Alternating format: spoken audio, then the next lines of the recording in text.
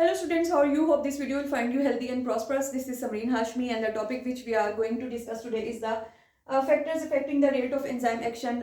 Different factors जो हैं वो affect कर सकते हैं enzyme activity को या उसके action को. Enzyme जो है वो बहुत specific होते हैं, sensitive होते हैं, जिस environment में वो काम कर रहे होते हैं. अगर उस environment में कोई change आ जाता है तो इससे enzyme activity जो है वो affect होती है या completely block भी हो सकती है. अब different factors जो affect करते हैं enzyme activity को उनको हम डिस्कस करते हैं. सबसे पहले हम डिस्कस करते हैं टेम्परेचर को. एंजाइम्स जो हैं वो एक स्पेसिफिक टेम्परेचर पे मैक्सिमम अपनी एक्टिविटी शो करते हैं. उस स्पेसिफिक टेम्परेचर को हम कहते हैं ऑप्टिमम टेम्परेचर. और अगर हम ह्यूमंस की बात करें तो वो ऑप्टिमम टेम्परेचर 37 सेल्सियस है, क्योंकि ह्यूमन बॉडी का टेम्परेचर जो है वो 37 सेल्सियस है. इस टेम्परेचर पे जिसको हम ऑप्टिमम टेम्परेचर कहते हैं, एंजाइम्स अपनी एक्टिविटी जो है वो मैक्सिमम एक्टिविटी शो करते हैं. अब जब सर्टन राइज होता है टेम्परेचर में, अगर हम उसकी एक्टिविटी की बात करें, एंजाइम्स की एक्टिविटी की एक्शन की बात करें, तो जो है हीट काइनेटिक एनर्जी प्रोवाइड करती है, जिससे रिएक्शन जो है वो एक्सेलरेटेड होता है. रेट ऑफ एंजाइम एक्टिविटी और या जो एंजाइम कैटालाइज्ड रिएक्शन. लेकिन अगर टेम्परेचर जो है वो ऑप्टिमम टेम्परेचर से इंक्रीज कर जाता है तो फिर इस करता है vibration of molecules of enzymes, और जिसकी वजह से एंजाइम की जो है वो डीनेचर एंजाइम जो है वो डीनेचर होना शुरू हो जाते हैं, क्योंकि वो अपनी शेप खोना शुरू हो जाते हैं. ग्लोबुलर जो शेप होती है एंजाइम की वो लूज करना शुरू कर देते हैं, और इसको कहते हैं डीनेचरेशन ऑफ एंजाइम. एंजाइम्स के डीनेचर होने की वजह से जो रेट ऑफ रिएक्शन है वो डिक्रीज हो जाता है और definitely in the end completely block हो जाता है. इसको मैंने ग्राफ से इस तरीके से शो किया है. यहाँ मैंने शो किया है रेट ऑफ रिएक्शन और ये मैंने टेम्परेचर शो किया है. अब आप ये देखेंगे जैसे जैसे टेम्परेचर इंक्रीज हो रहा है, रेट ऑफ रिएक्शन भी इंक्रीज हो रहा है. जब ये टेम्परेचर पहुंचता है ऑप्टिमम टेम्परेचर तक, जो कि 37 सेल्सियस मैंने शो किया है, तो ये रेट ऑफ रिएक्शन मैक्सिमम है.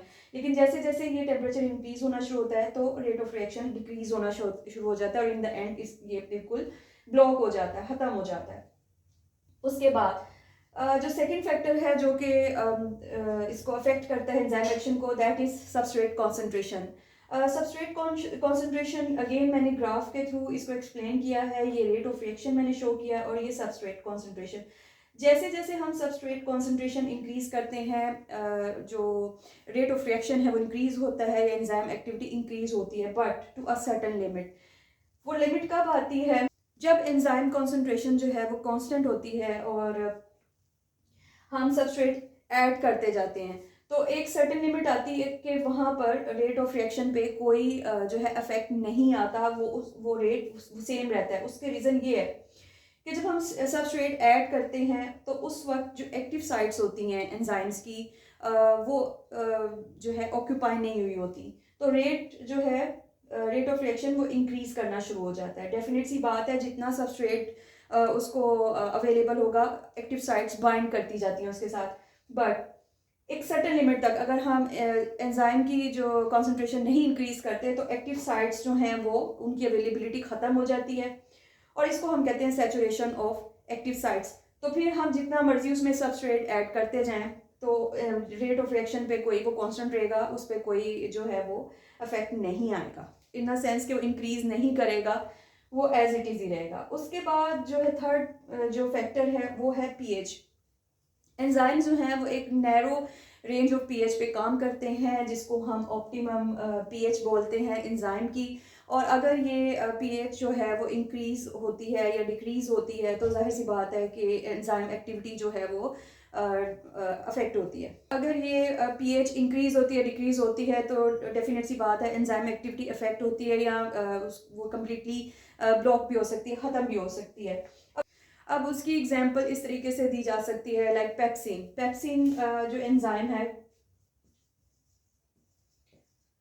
पेप्सिन एंजाइम जो है जो कि डाइजेस्ट करता है प्रोटीन को, हमारे स्टमक में काम करता है, स्टमक कैविटी में काम करता है. तो उसको प्रॉपर वर्किंग के लिए, जो कि प्रोटीन डाइजेस्ट करता है, उसको प्रॉपर वर्किंग के लिए एसिडिक मीडियम की ज़रूरत होती है. तो अगर डेफिनेटली एसिडिक मीडियम तो मीन्स लो पीएच, तो अगर पीएच हम इंक्रीज कर दें तो डेफिनेट सी बात है कि उसकी जो एक्टिविटी है वो ब्लॉक हो सकती है, वो ख़त्म हो सकती है. इसी तरह trypsin.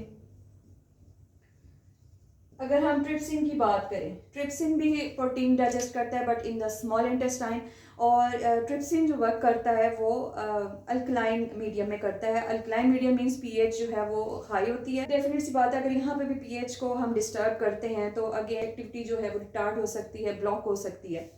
So these were the certain factors which affect the activity of enzymes, या rate of reaction, या rate of enzyme action. Hope this video will be informative for you. If you have any question or ambiguity, then write in comment. Please like and subscribe the video. Thank you so much.